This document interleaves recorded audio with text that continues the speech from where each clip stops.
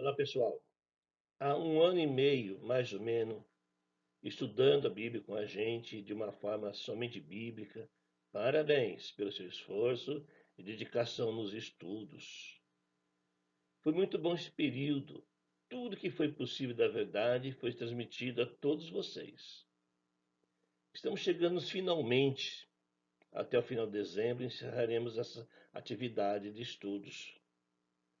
Temos certeza que aqueles que permaneceram fiéis e responderam todas as atividades aprendeu a verdade de uma forma que não existe mais justificativa para dar desculpas de fazer o que é certo e o que é errado.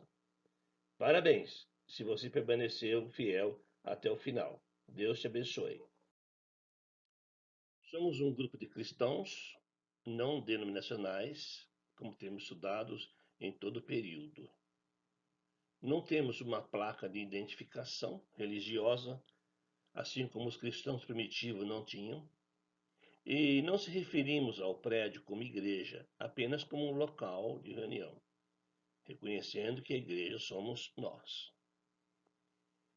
Então reunimos todos os domingos, o primeiro dia de semana, com um propósito específico: partir o pão, a ceia do Senhor, para comemorar a morte e a ressurreição de Jesus Cristo em observância à palavra de Deus, em Atos capítulo 20, versículo 7.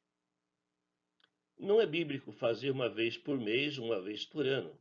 Isso é uma desobediência à palavra de Deus e está em desacordo com aquilo que o Senhor Jesus determinou na sua palavra. Caso não participe todos os domingos, então você está em falha com Deus e terá que prestar conta a eles. Então, nós fazemos isso todo primeiro dia da semana, de acordo com a palavra de Deus. No primeiro dia da semana também fazemos a oferta, preparada em casa, de acordo com a nossa prosperidade, conforme Paulo orientou os coríntios e os gálatas em 1 Coríntios 16, 1 e 2. Ele deu essa orientação: prepare sua oferta em casa.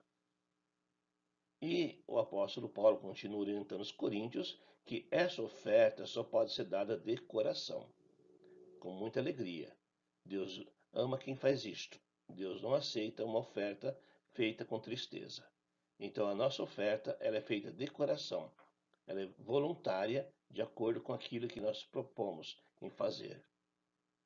Não praticamos o pagamento de dízimo, porque isso era um mandamento para a nação de Israel, para a manutenção dos levitas em alimentos e animais, conforme Malaquias 3:10, e Jesus cancelou 100% a lei mosaica que determinava essa ordem de pagar o dízimo. Ele cancelou lá na cruz, por isso estamos livres da lei mosaica.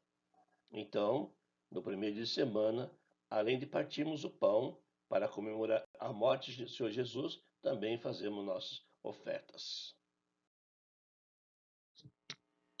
Conforme a orientação bíblica, o louvor ele é feito do coração e não musical dos instrumentos.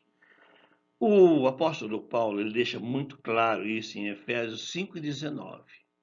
Ele diz assim: entoando e louvando a Deus de coração, com hinos e cânticos espirituais. A palavra entoando no grego é pissalo, que significa entoar, cantar sem o uso de instrumento musical. Esse é o verdadeiro significado no grego comum, chamamos de grego koiné, a palavra pissalo. Ele diz para os Efésios: vocês não usem instrumento nos louvores.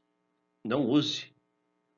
Se fosse para usar instrumento, ele tinha dito a palavra quitarizo, que no grego quer dizer tocar instrumento, mas ele disse pissalo, não toque instrumento, entoando, não toque instrumento, louve de coração somente. Entonar em espanhol é cantar a capela, afinar a voz, determinado tono de voz. Então, no espanhol, isso é o significado de entonar. E na nossa língua português, entoar é cantar, recitar, nunca usar um instrumento musical.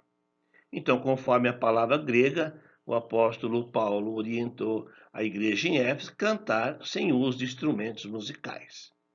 Então o instrumento ele é sensacionalista, ele emociona e a pessoa então não tem desejo nenhum de louvar a Deus porque ela segue os instrumentos. Agora o desejo tem que ser do coração, assim como a oferta tem que ser do coração. Se não for, Deus não aceita. Esse é o Novo Testamento, a nova aliança de Cristo Jesus.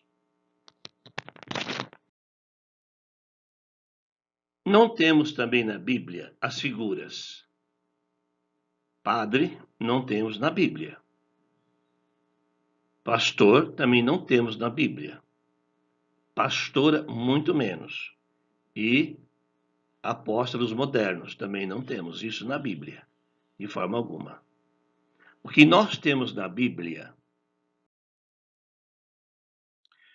o que nós temos na Bíblia é orientação para ter vários presbíteros ou bispos para pastorear a igreja. O que não temos na Bíblia é essa figura de pastor e de padre, esse homem que comanda as religiões. Não temos. A orientação, então, que tivesse vários presbíteros ou bispos escolhidos pela própria igreja. É a que escolhia essas pessoas, com a função de pastorear o rebanho de Deus. Então, os presbíteros ou bispos são pastores, homens eleitos pela própria igreja, não é qualquer um. A Bíblia dá as qualificações, nós estudamos isso nos cursos.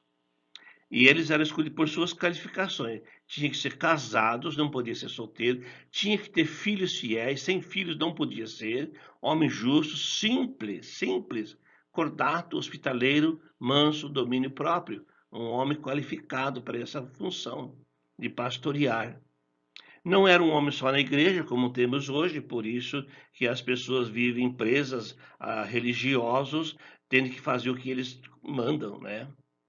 Não era um homem solteiro, tinha que ser casado, experiente, não dominava a vida das pessoas.